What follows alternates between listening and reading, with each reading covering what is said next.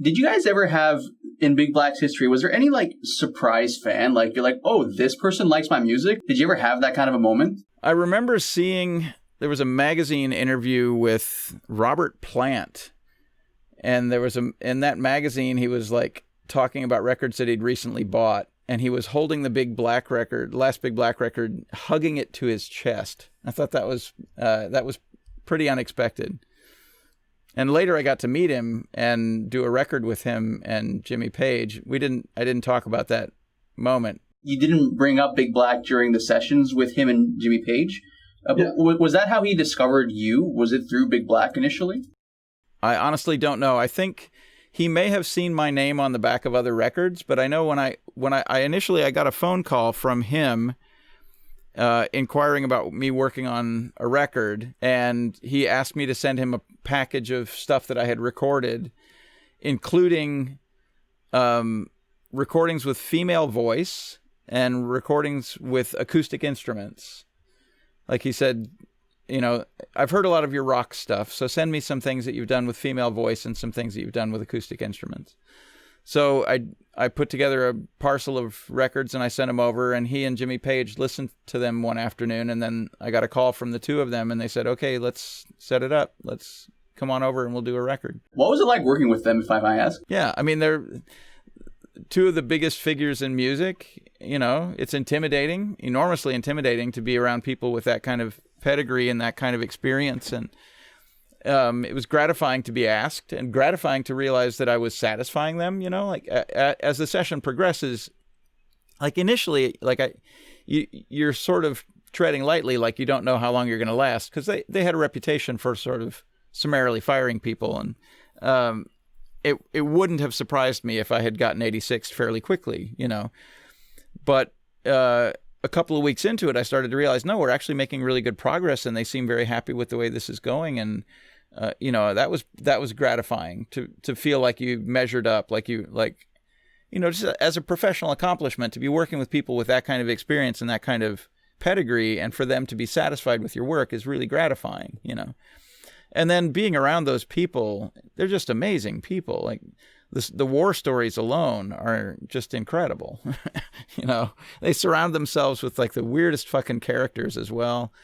You know, like just, yeah, really, it was a really cool, really great experience. I'm really glad I got to be involved. And I also, my admiration for them as musicians and as people grew during that session.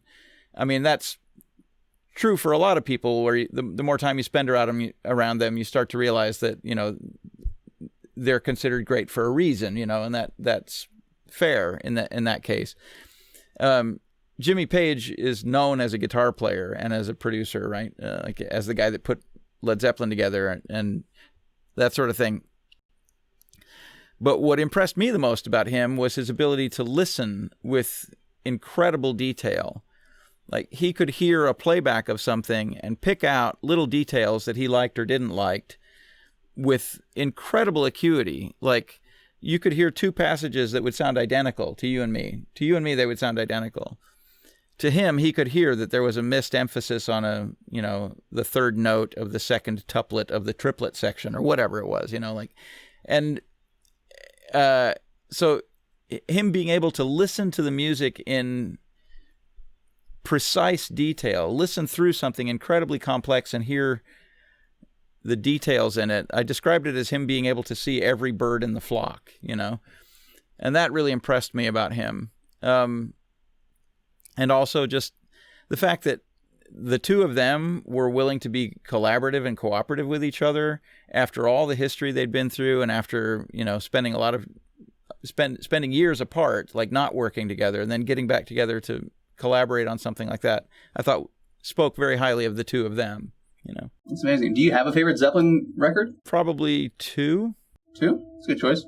The record Steve Albini recorded and engineered for Robert Plant and Jimmy Page is called Walking into Clarksdale. Steve Albini spent 5 months working on the album at Abbey Road Studios in London, England, and it was released on April 21st, 1998. It should be noted that Walking into Clarksdale is the only studio record ever released by Page and Plant. Page and Plant being the name of the band Jimmy Page and Robert Plant had together. Page and Plant were together from 94 to 98 with a brief reunion in 2001. There are 12 tracks on Walking into Clarksdale. The sixth song on the record, Most High, was released as a single and reached the number 1 spot on the US Billboard mainstream rock charts and 26 on the UK singles chart. The song won the Grammy for Best Hard Rock Performance in 1999. The fifth track on the record is called Please Read the Letter. Robert Plant re-recorded that song in 2007 with Alison Krauss, and that re-recording of Please Read the Letter ended up winning the Grammy for Record of the Year in 2009. As mentioned, there are 12 songs on Walking into Clarksdale, though on the Japanese release of the record, there is a 13th song titled Whiskey from the Glass. The title of the record, Walking into Clarksdale, is an homage to Clarksdale, Mississippi, one of the key locations in the history of American blues. The record was released in Canada and the US by Atlantic Records, and internationally by Mercury Records. Now, I want to show you guys a clip from my first interview with Steve Albini, where he discusses what it was like for him working with Jimmy Page and Robert Plant.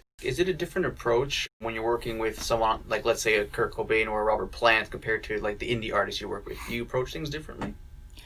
I believe that I give everybody the same degree of credit, and I take everybody's music seriously. So if I'm working with somebody who has notoriety, then there might be more pressure on them. They might have some expectations in terms of my deference, and I don't want to insult somebody by not being deferential, for example. So when I was working with Jimmy Page and Robert Plant, obviously I'm working with people of extraordinary stature with a lot of experience, and they've made a lot of great records. I've made some records, so I feel like I have to treat them with a degree of deference that pays respect to their experience and their expectations, right?